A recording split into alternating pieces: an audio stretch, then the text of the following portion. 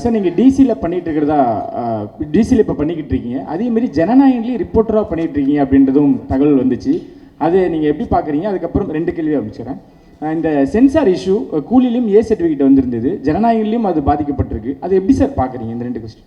எனக்கு நீங்கள் வினோத நாடு தான் கேட்கணும், நான் சென்சாருக்குள்ளே போகல, அதனால் நான் சொல்ல முடியாது. ஒரு படம் நல்லா இருந்ததுன்னா யாருமே தடுக்க முடியாதுன்னு நான் நினைக்கிறேன். நான் அதை ரொம்பவும் நம்புகிறேன்.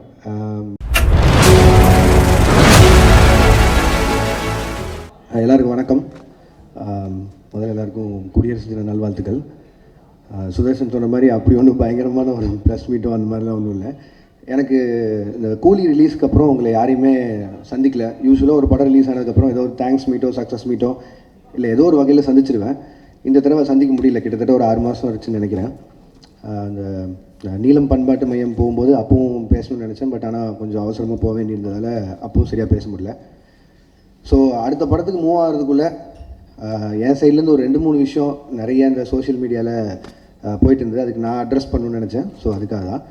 ஸோ முதல்ல கூலியிலேருந்தே ஆரம்பிச்சுதான் நினைக்கிறேன்.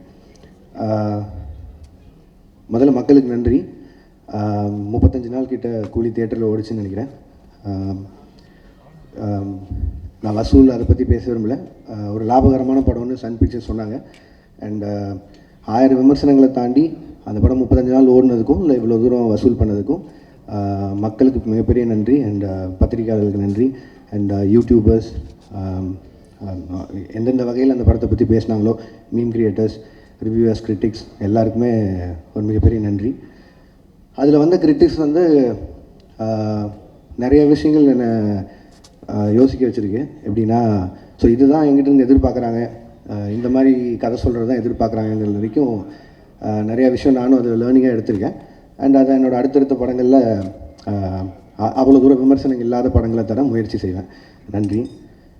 அண்ட் அதுக்கடுத்து ரஜினி சார், கமல் சார் படம், அதை பற்றியும் நிறைய விமர்சனங்கள் போயிட்டு இருந்தது. என்ன எது கிளாரிட்டி இல்லைன்னா அதை பற்றியும் என் சைட்லேருந்து ஒரு கிளாரிட்டி கொடுத்துருன்னு ஆசைப்பட்டேன். கூலி ரிலீஸ் ஆகிற டைமில் 2 பேருமே மீட் பண்ணேன். அண்ட் 2 பேருமே இந்த மாதிரி ஒரு படம் பண்ணலான்னு சொன்னாங்க. எனக்கு அது மிகப்பெரிய ஆப்பர்ச்சுனிட்டி. கிட்டத்தட்ட 46 வருஷம் கழிச்சு 2 பேரும் ஒன்று சேர்றாங்க அப்படின்னா, அவங்க வந்து என்னை டைரக்ட் பண்ண சொல்லி கேட்டதே எனக்கு பெரிய விஷயமா இருந்தது. ஆனால் எனக்கு அப்போ கைதி 2 இருந்தது. கைதி 2 தான் என்னோட இமீடியட் நெக்ஸ்ட் ஃபிலிமாக இருந்தது. பட் ஆனால் இந்த ஆப்பர்ச்சுனிட்டியை மிஸ் பண்ண முடியல. ஸோ அதனால் நான் ப்ரொடக்ஷன் சைடில் சொல்லிவிட்டு நான் இந்த படம் முடிச்சுட்டு வந்துடுறேங்க, ஏன்னா இது திருப்பி இப்படி ஒரு ஆப்பர்ச்சுனிட்டி கிடைக்காதுன்னு சொல்லிட்டு நான் வந்துட்டேன். ஒரு 1.5 மாதம் சின்சியராக எழுதினேன். முடிஞ்ச அளவுக்கு ட்ரை பண்ணேன் 2 பேரையும் வச்சு ஒரு படம் பண்ணுறதுக்கு.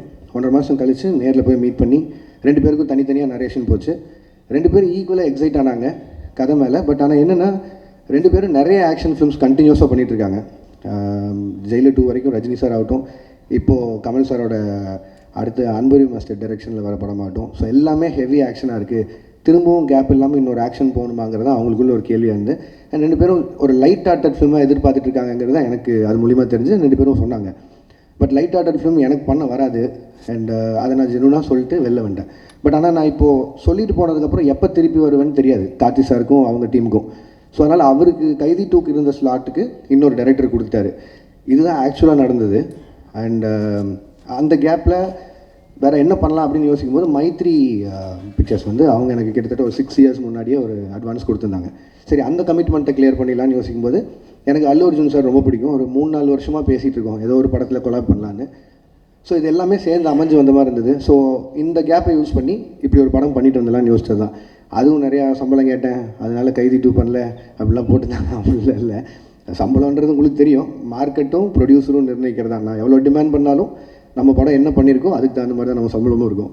ஸோ அந்த ஒரு விஷயம் கிளியர் பண்ணணும்னு நினச்சேன். லாஸ்ட் வீக் அவங்க எல்லோரையும் மீட் பண்ணி பேசிட்டேன். ஸோ என்னோடய அடுத்த படம் கைதி 2 தான் இருக்கும். அது ஏன் நான் ரொம்ப சால்ட்டாக சொல்கிறேன்னா, அந்த எல்சியூ இல்லை, எல்சியூ க்ளோஸ் ஆகிடுச்சு அதெல்லாம் போட்டிருந்தாங்க. அது வந்து ஜி ஸ்குவாட் இல்லை. ஜி ஸ்குவாட் க்ளோஸ் பண்ணுறேன்னா நான் க்ளோஸ் பண்ணிடலாம். எல்சியூன்றது வந்து ஃபர்ஸ்ட் ஆஃப் ஆல் அந்த பேரே நான் வைக்கல. அது வந்து ஃபேன்ஸாக அவங்க தியரியில் எல்சியூன்னு ஒரு நாள் சொன்னது, நான் அதை ஃபாலோ பண்ணிருக்கேன். ஸோ அதை டக்குன்னு நான் ஒருத்தன் மட்டும் முடிவு பண்ணி இல்லை எல்சியூவில் படம் வராது அப்படிலாம் சொல்ல முடியாது. கைதி 2 ஆகட்டும், விக்ரம் 2 ஆகட்டும், ரோலக்ஸ் இண்டிவிஜுவல் ஃபிலிம் ஆகட்டும், இதெல்லாம் என்னோடய கமிட்மெண்ட்ஸ். ஸோ இதை நான் பண்ணாமல் போக முடியாது, இது எல்லாமே என்னோடய கமிட்மெண்ட்ஸ். ஸோ அதனால் எல்சியூ மூடப்படலை, திருப்பி ஓப்பன் ஆகும். இந்த அல்லு அர்ஜுன் சார் படம் முடிச்சோன்னே அது இப்போ தான் ஆக்சுவலி ப்ராப்பராக ஓப்பன் ஆகும்னு நினைக்கிறேன். அண்ட் அதுக்குள்ளே ப்ரொடக்ஷனில் பென்ஸ் இருக்குது, அதுவும் எல்சியூக்குள்ளே தான் வருது. ஸோ ஏதோ ஒரு பாயிண்டில் எல்சியூ சம்மந்தமான படங்கள் வந்துகிட்டே இருக்கும். அண்ட் இதுதான் மொத்த clarity. And Aamir Khan sir படத்தை பற்றியும் சொன்னாங்க. ஆமீர் கான் சாரும் நானும் ஒரு படம் பண்ணுறதா இருந்து இப்போவும் பேசிட்டு தான் இருக்கோம்.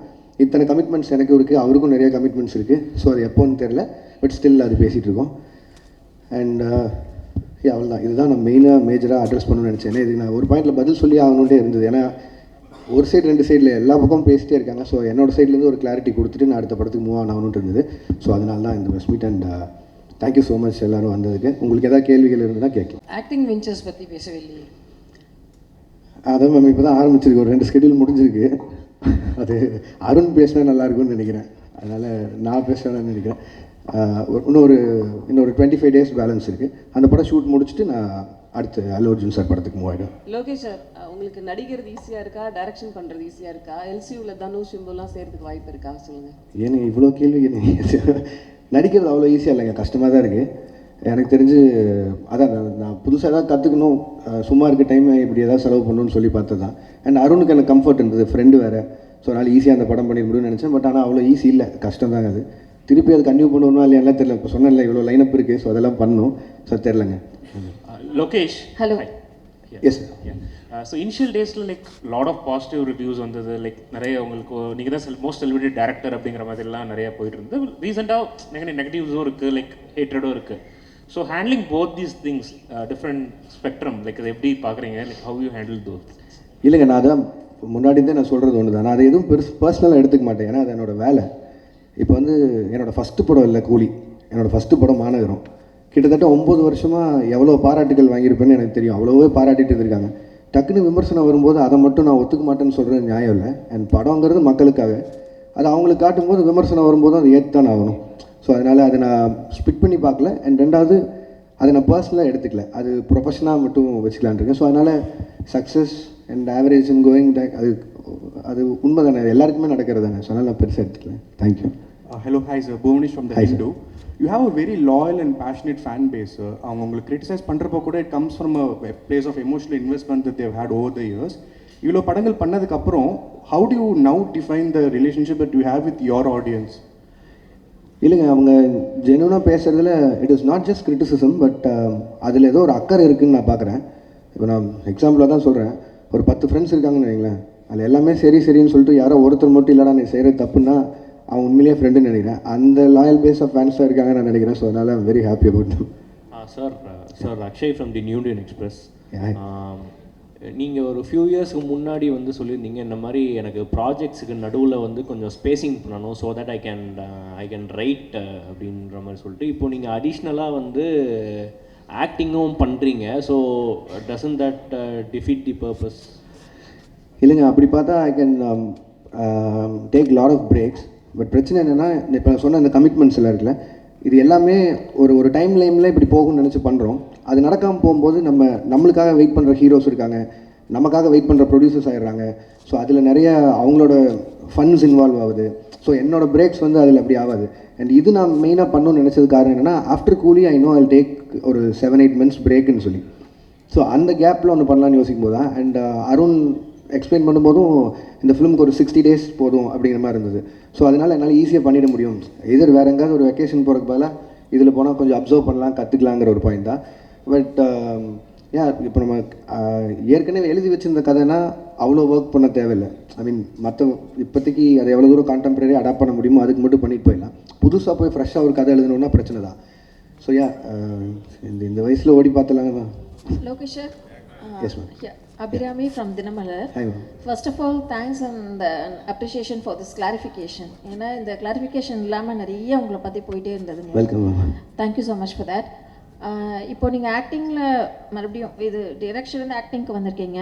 To you have any idea to extend this acting? ஏன்னா இப்போ 2 ஸ்கெடியூல் முடிச்சிருக்கேன்னு சொல்லியிருக்கீங்க. ஸோ திரும்ப ஆக்ஷன் பண்ணலாமா, நடிக்கலாமா, இல்லை நீங்கள் டைரக்ஷனுக்கே திரும்பி போயிடலாம் அப்படின்னு முடிவு? இல்லை மேம், இது திரும்பி போகிறக்கான விஷயமே இல்லை. இடையில ஸ்கூலில் லீவ் விட்ட மாதிரி தான், அந்த கேப்பில் ஓடி போய் நடிச்சுட்டு வந்துட்டேன். பட் ஆனால் என் ப்ரொஃபஷன் டைரக்ஷன் தான் மேம், நான் அதில் தான் இருக்க போகிறேன். இதே மாதிரி திருப்பி ஒரு 6 மாதம் படங்களுக்கு நடுவில் கேப் வந்து ஒரு சின்னதாக யாராவது ஒரு கதை இருந்தால் நடிக்கலாமா. பட் இப்போதைக்கு அந்த எண்ணெல்லாம் இல்லைங்க. அருண் படம் முடிச்சுட்டு டைரக்ஷன் போவோம். அல்லு அர்ஜுன் படம் இரும்பு கை மாயாவி. Yes sir. இரும்பு கை மாயாவி அந்த கதை தான் அல்லு அர்ஜுன் பண்ணுறேன். இல்லை சார், அது வந்து இப்போ தான் அனௌன்ஸே பண்ணியிருக்காங்க சார் அந்த படத்தை பற்றி. ரெண்டாவது அவங்க ப்ரொடியூசர் சார்பாக அவங்க சைட்லேருந்து வர அனௌன்ஸ்மெண்ட் வர வரைக்கும் மட்டும் வைக்கலாம். இப்போதைக்கு ஒரு படம் பண்ணுறோம் சார். லோகேஷ் சார் இங்கே. Yes sir.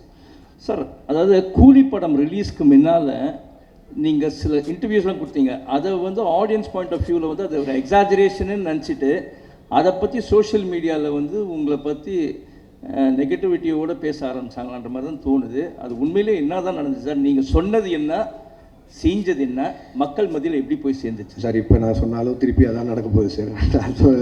நான் வந்து ஒரு படத்தோட கலெக்ஷனை பேஸ் பண்ணி ஒரு படம் பண்ண முடியாதுங்கிறது அது என்னோட ஐடியாலஜி. சினிமாவை நான் 1000 கோடி சம்பாரிச்சு காட்டுறேன்னு ஒரு படம் எழுதவே முடியாது.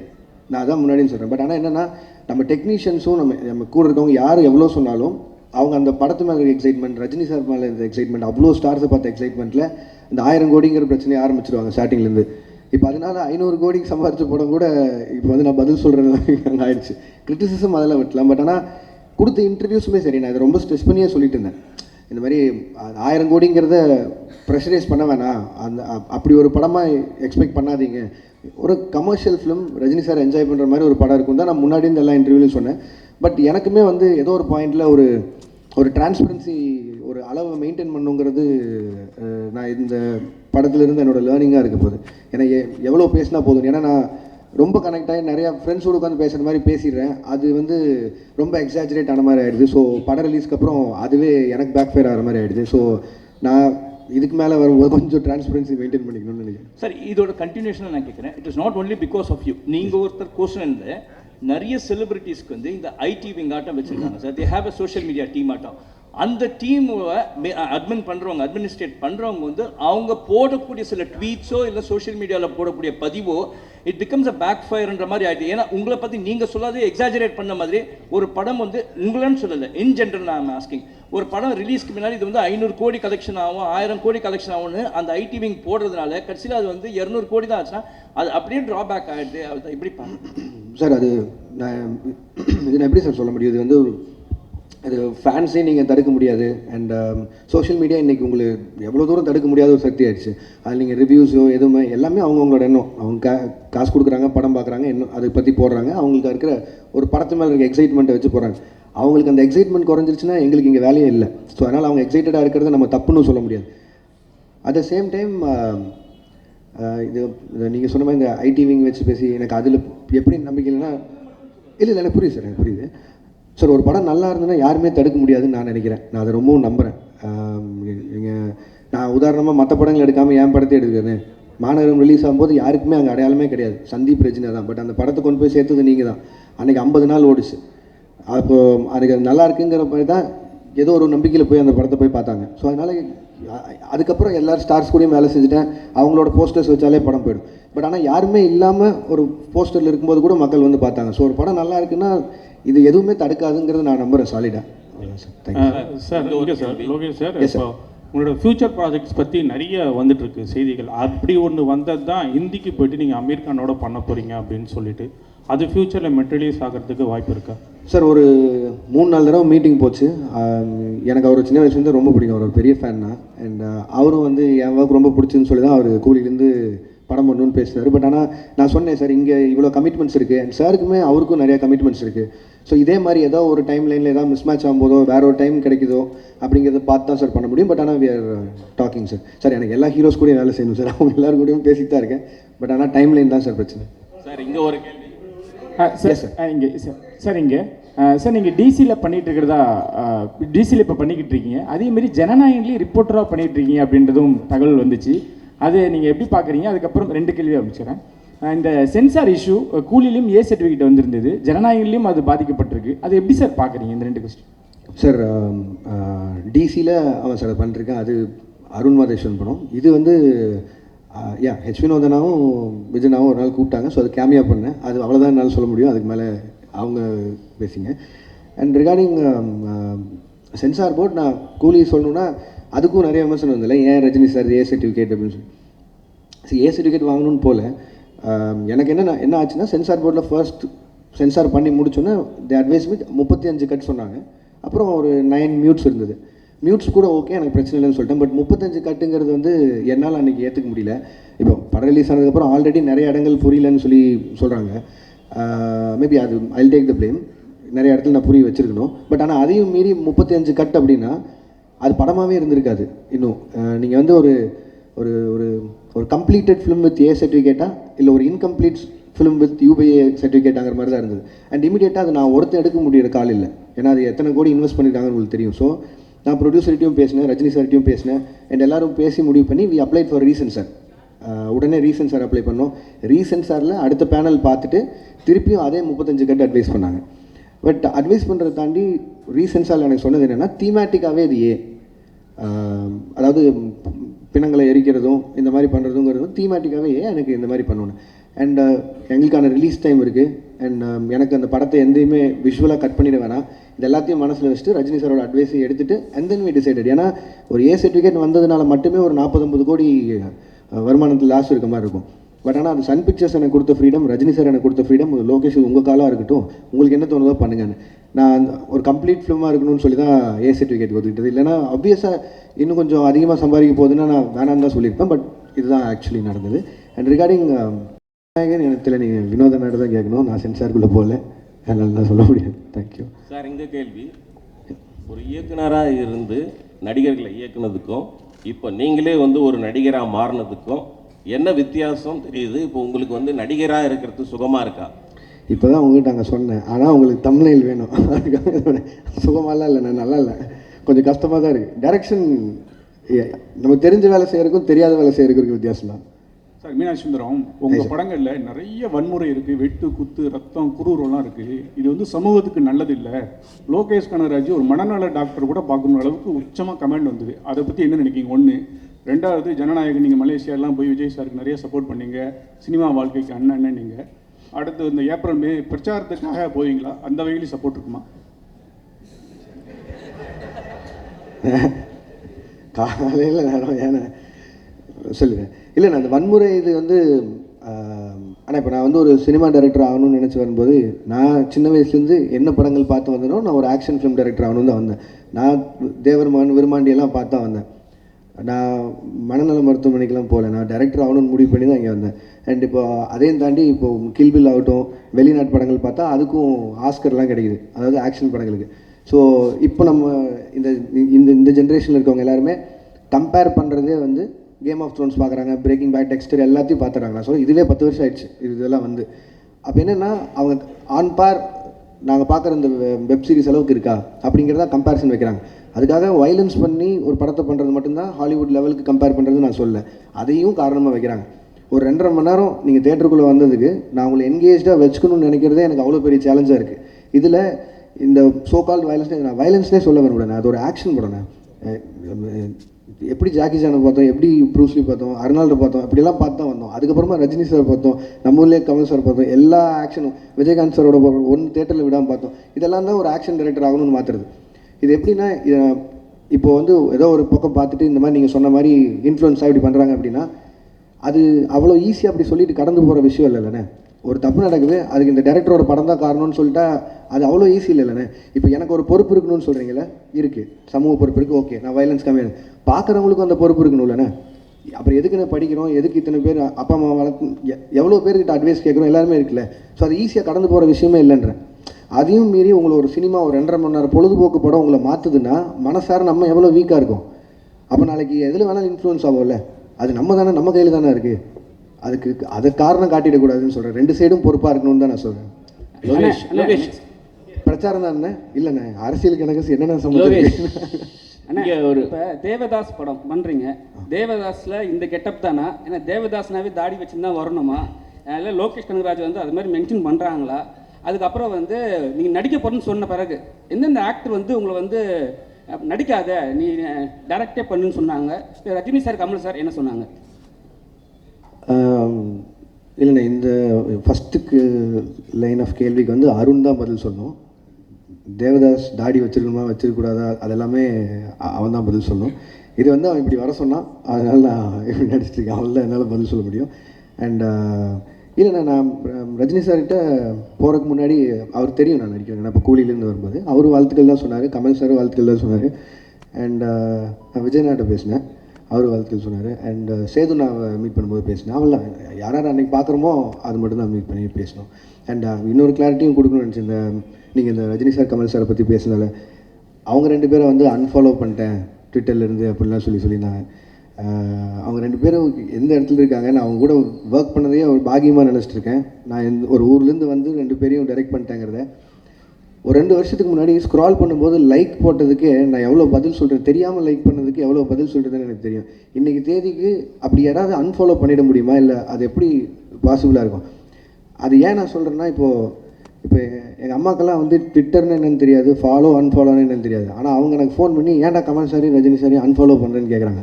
ஏன்னா நான் சொல்கிறது கூட நம்ப மாட்டாங்க, நீங்கள் சொல்கிறது தான் நம்புகிறாங்க. அதனால தான் நான் சொல்லியிருக்கேன். நான் அந்த மாதிரி அன்ஃபாலோ பண்ணுறதோ அப்படி எதுவும் இல்லை. அதையும் மீறி இது மாதிரி ஏதாவது சென்சிட்டிவான விஷயம் இருந்ததுன்னா என் சைட்லேயோ இல்லை என் டீம் சைட்லேயோ யாராவது கிட்ட கேட்டு கொஞ்சம் எழுதுனீங்கன்னா பேசுனீங்கன்னா நல்லாயிருக்கும்னு நினைக்கிறேன். அதை வேண்டுகோளாக வச்சுக்கிறேன். மலேசியா போனதுக்கப்புறம் இங்கே தானே மலேசியா போனதுக்கப்புறம் உங்கள் டிவிக்கு அந்த விஜய் ரசிகர்லாம் உங்க வச்சு கொண்டாடுறாங்க. ஏன் கொண்டாடுறாங்கன்னு யோசிச்சு பார்த்தீங்களா? இல்லை புரியல, என்ன சொல்லுங்க.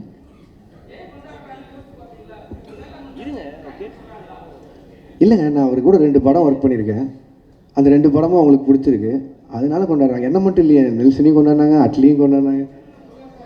லோகேஷ் என்ன சார்? லோகேஷ் ஒரு நிமிஷம் சார்.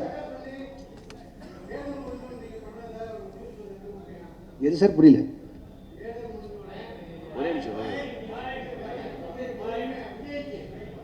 இல்லை இல்லை சார், அப்படியெல்லாம் எதுவும் நடக்கல சார். லோகேஷ் ஒரே நீங்கள் அல்லு அர்ஜுனை வச்சு அட்லியும் பண்ணுறாரு, அல்லு அர்ஜுனை வச்சு இப்போ நீங்கள் லோகேஷ் கனகராஜன் பண்ண போகிறாரு. ஸோ 2 பேருக்கும் உள்ள அந்த காம்பினேஷனில் ஒரு ஹெல்த்தியான ஒரு காம்படிஷன் இருக்குமா? யார் பெஸ்ட்டாக பண்ணுறது அல்லது யார் படத்தை பீட் பண்ணுறது அப்படின்னு சொல்லிட்டு? இல்லைங்க, 2 பேருமே எங்களோட அடையாளம் தமிழ் இண்டஸ்ட்ரி. ஸோ முடிஞ்ச அளவுக்கு இங்கே இருக்கிற இண்டஸ்ட்ரியை எவ்வளோ தூரம் மேலே கொண்டு போகிறோங்கிறது ஐடியா. அது அட்லீஸ்ட் சைடில் அவர் ட்ரை பண்ணுறாரு, என் சைடில் நான் ட்ரை பண்ணுறேன். 2 பேரும் ஃப்ரெண்ட்ஸ் தான். ஸோ அதனால் யார் படம் ஜெயிச்சாலும் அதிகமாக சம்பாதிச்சாலும் சந்தோஷம் தான். ஸோ தமிழ் இண்டஸ்ட்ரியில் இருந்தாலும் போகுது. 2 பேருமே. லோகேஷ் உங்களுக்கு ஸோ என்னென்ன படங்கள் அப்டேட் பண்ணுங்க சார் உங்கள் ப்ரொடக்ஷன்? எஸ் மேம், அது ப்ரொடக்ஷன் ஐடியாவே வந்து எனக்கு இந்த பொட்டென்ஷியல் ட்ரீம் வாரியர் பிக்சர்ஸ் அவங்களோட அந்த டைமில் அவங்க கண்டினியூஸாக படங்கள் பண்ணிருந்தாங்களே, மாநகரம், மாயா, அருவி, ஜோக்கர் அந்த மாதிரி. ஸோ அது மாதிரியான ஒரு சின்ன பட்ஜெட்டில் படங்கள் பண்ணுங்கிறது ஆசை. இப்போதைக்கு மிஸ்டர் பாரத்னு சொல்லிட்டு நிரஞ்சன் டைரக்டர் அவர் எடுத்த படம், அது முடிஞ்சிச்சு, போஸ்ட் ப்ரொடக்ஷனில் இருக்குது, ரிலீஸ்க்கு தயாராகிட்டு இருக்குது. ரத்னகுமார் டைரக்ட் பண்ணுற படம் 29ன்னு சொல்லி, அது நானும் Karthik Subbaraj sir, Karthik Santhanam, stone bench அவங்களும் சேர்ந்து தயாரிக்கிறோம். அந்த படமும் ஷூட்டிங் முடிஞ்சிச்சு, அது போஸ்ட் ப்ரொடக்ஷன் ரெடி ஆகிட்டு இருக்கு. அண்ட் பாக்யராஜ் கண்ணன் டைரக்ட் பண்ணுற படத்தில் வந்து பென்ஸ், அது ஷூட் போயிட்டுருக்கு. அது எனக்கு தெரிஞ்சு பெரிய படம், அதனால் அது கொஞ்சம் இன்னும் கொஞ்சம் நிறையா ஷூட் போகும்னு நினைக்கிறேன். ஸோ இதில் மிஸ்டர் பாரத்தும் பென்ஸும் வந்து நான் மட்டும் ப்ரொடியூசர் இல்லை, என் கூட Sudhan sir and Jagadish bro அவங்களோட கம்பெனிஸும் இன்வால்வ் ஆயிருக்கு. இதான் இப்போதைக்கு. லோகேஷ் லாஸ்ட்டாக ஒரு கேள்வி. உங்களை பற்றி சோஷியல் மீடியாவில் லோகேஷ், எஸ் சார், உங்களை பற்றி சோஷியல் மீடியாவில் ஒரு நடிகையோட சேர்த்து காதல், லவ் அது இதுன்னு வந்துட்டு இருந்தது. ஒன்று தான் நிறையா வந்துட்டு இருந்தது சார். இல்லை நீங்கள் ஏதாவது அந்த மாதிரி போயிட்டு இருக்கா? ஃபேமிலி ஆக போகிறீங்களா? இல்லை சார், இல்லை சார், எனக்கு ஆல்ரெடி ஃபேமிலி இருக்குது சார். நான் இல்லை sir, second family. Thank you sir, thank you sir, thank you sir. Sir and sir இங்கே சார் ஒரே ஒரு சின்ன கேள்வி என்னன்னா, அது முக்கியமான கேள்வியும்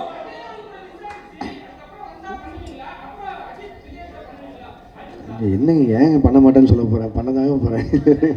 லோகேஷ் ப்ரோ இல்லைங்க, அது மிஸ் ஆகிற தாண்டியில் என்னால் அப்படி இல்லை. ஒரு அவங்க நான் ஆக்ஷன் படம் பண்ணணும்னு நினச்சேன், பட் ஆனால் அவங்க ஒரு லைட் ஹார்ட்டட் படம் கேட்டாங்க, என்னால் பண்ண முடியல. அது அந்த டைமில் இல்லை, கண்டிப்பாக வேறு யாராவது பண்ணுவாங்கன்னு நினைக்கிறேன். லோகேஷ் ப்ரோ மக்கள் மத்தியில் பேசப்படுற ஒரே ஒரு விஷயம் என்னன்னா, எஸ் சார், இப்போ சமீப காலமாக வளரக்கூடிய படங்களில் இருக்க இயக்குனர்கள் இன்க்ளூடிங் லோகேஷ் கனகராஜோட படங்களில் வந்து ட்ரக் அப்யூஸ் நிறைய இருக்குது, போதை கலாச்சாரத்துக்கு முக்கியத்துவம் கொடுக்கறதா சொல்லி பரவலான பேச்சு சார். இது நிறைய டாக்டர்ஸ் பேசியிருக்காங்க, அதை பற்றி மக்கள் நிறைய பேர் சொல்கிறாங்க.